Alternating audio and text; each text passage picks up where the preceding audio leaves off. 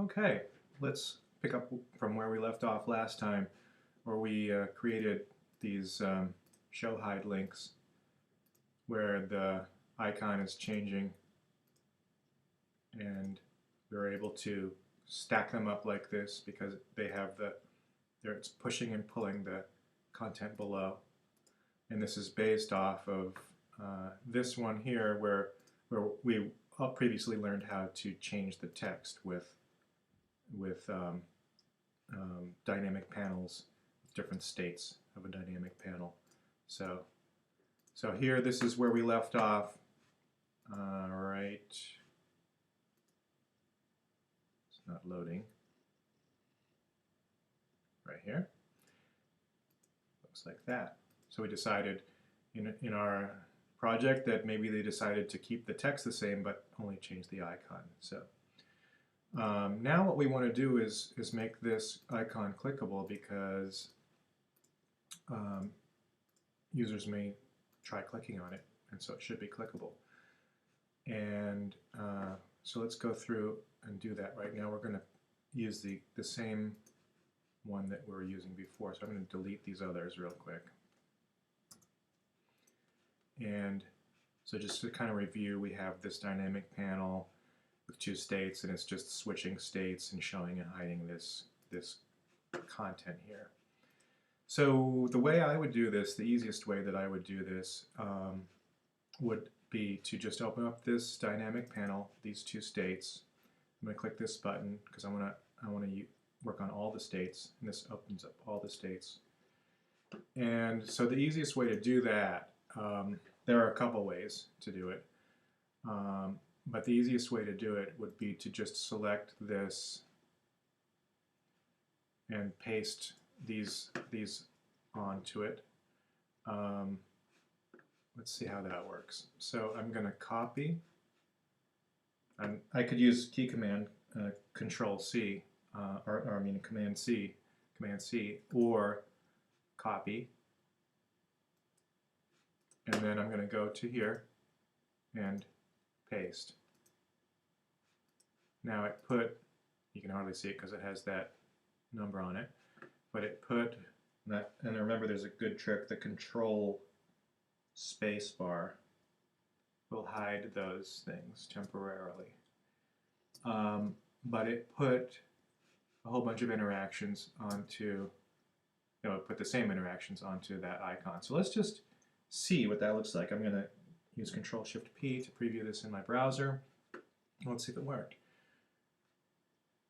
Yeah, so there you have it. It's kind of, there's another way that I'll show you that I might even find easier in some ways. But this icon is so small that it's actually hard to get the cursor on it. So you could do it one of two ways, just with a hotspot. So here we are in here. I think the way I would probably do it, if it were me, is I'm going to zoom in a little bit closer here.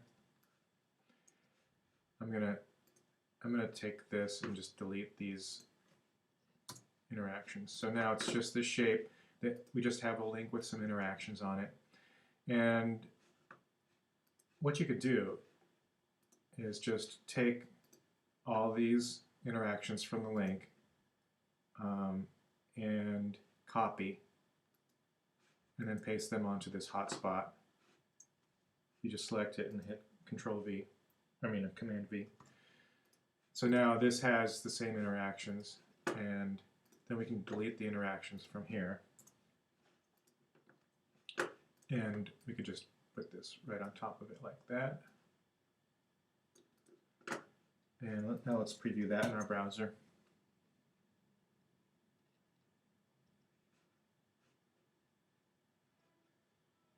To me, that works a little bit better. So this is still the other state, it doesn't have it. That might, to me, that would be possibly an easier way to do it. So I could get a hotspot here. So I'm going to select this, Control or Command X, I keep saying the wrong thing, Command V, and then just put that right on top.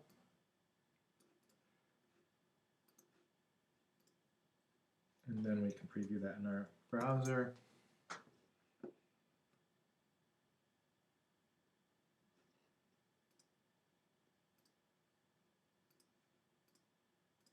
Both ways work fine, but I don't know, I kind of like this. It just seems like it feels better, like more realistic. So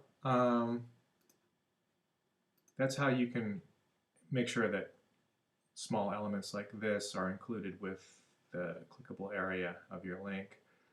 And let's wrap this one up, and in the next lesson we're going to go over how to do things like this where it looks like there's an AJAX call bringing some content in. So we'll do that in the next lesson.